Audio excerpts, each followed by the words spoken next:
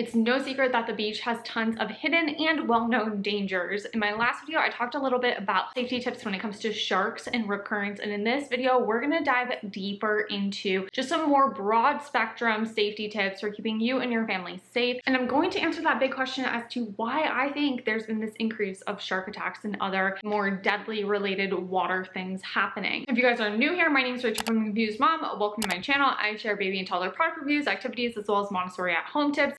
Last year, I shared my top beach essentials and tips for heading to the beach with a baby and toddler. Last week, I shared my top tips about shark safety and rip current safety in the waters, and this video is going to be a little bit more broad and all over the place, so I will leave chapters in the description box below for you to jump ahead to anything that is most relevant. First, I want to talk about something I forgot to mention in my last video. If you end up in the water near a shark, don't splish and splash and try to run away. That's going to draw their attention even more and make you look like the prey. Instead, what you want to do is really like personify being the predator to the shark. So what that means is stay calm. If you do feel like it's right for you to move away back towards shore, you're going to do it while facing the shark. Ideally, you can like make eye contact with the shark and slowly back away, keeping eyes on the shark. If a shark were to bite you, again, you're the predator, they're the prey. So punching them in the nose, thrashing at their gills. Most sharks are not looking for a fight. They're looking for a meal. So if you go ahead and fight back, they will typically release and retreat. Now granted, like bull sharks, if they get a taste of blood,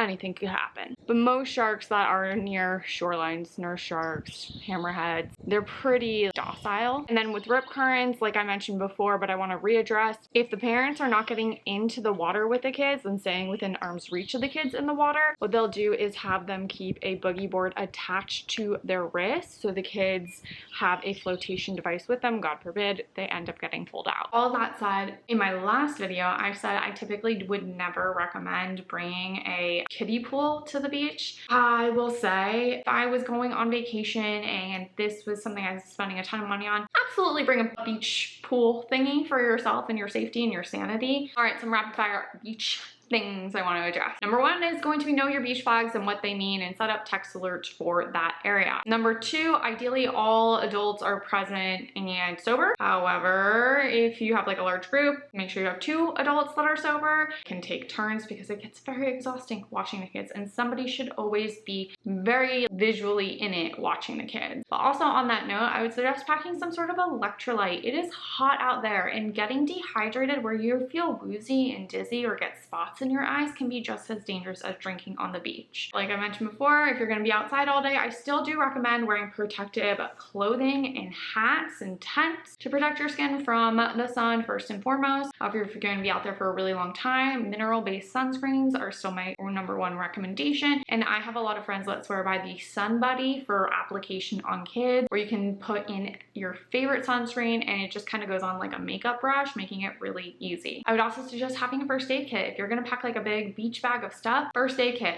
cannot hurt. I also like to have this sting away stuff in case of jellyfish stings. The menthol makes it the recovery of the sting feel a lot quicker and smoother. The lifeguard that first turned me onto this, he said that it actually can help dissolve the little spears, the tentacles that go under the skin. From all the many jellyfish stings I've had in my life, that has been the fastest thing to cure it. Also, one of the things I personally do as a mom when we get to the beach, I go in the water first by myself. I feel the landscape of the sand that day. I see if there's any quick drop-offs, because again, sand water conditions can change like that. So just because everything was flat and even the day before doesn't mean that there's not a big drop-off the next day. So I like to get a feel for how the current's pulling that day, what's going on with the ocean floor. So there's like a lot of crabs out, if there's a lot of sand dollars. I just like to get a feel of things and find my personal limit before I bring my kids into it. Your kids should not be somewhere that you have not gone yourself, and they should not be somewhere that is beyond your limit. The next thing I want to talk about are holes, like digging holes in the sand. This was like a really big trend on TikTok a couple summers ago, where they were digging these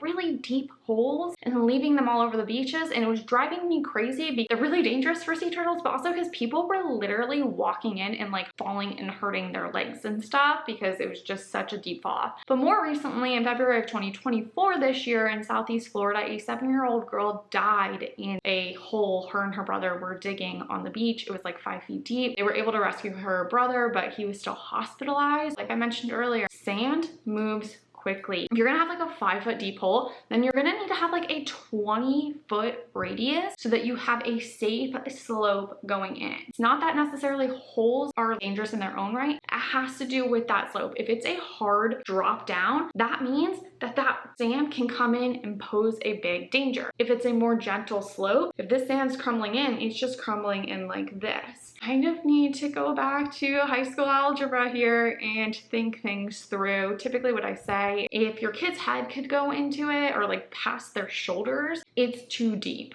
And then also like what they always teach us for sea turtle safety and just human safety is don't ever leave a hole behind that's deeper than your calf.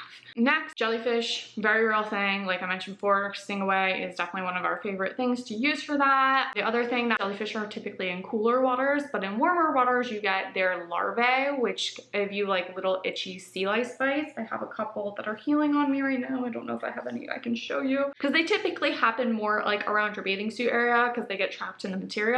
But basically these are really itchy little red bumps. Calamine lotion or oatmeal baths are what my mom always did for me as a kid. I do find they are less likely in areas that you put some sort of lotion or like coconut oil, sunscreen on your body. And the last little thing I want to talk about is why I keep saying really cautious for the next year. These tips apply for always, but there have been like a lot of TikToks going around about why the shark attacks are happening. It's because of Saturn in Pisces and it going retrograde. And the last time that happened, a bunch of orcas were tipping boats in the water. And I think there's truth to all of that too. But what nobody seems to be talking about is the fact that Neptune is at 29 degrees of Pisces as well. And in astrology, 0 degrees and 29 degrees are like the closing of a book and the starting of a new one. So the energy at those times is very heightened. Pisces symbol is actually two fish going in opposite directions. It kind of always reminds me of the yin and yang, as above, so below. Without darkness, there is no light. So it kind of shows us our both conscious and unconscious world playing out. And Neptune is the god of the sea. Neptune is one of Pisces' rulers,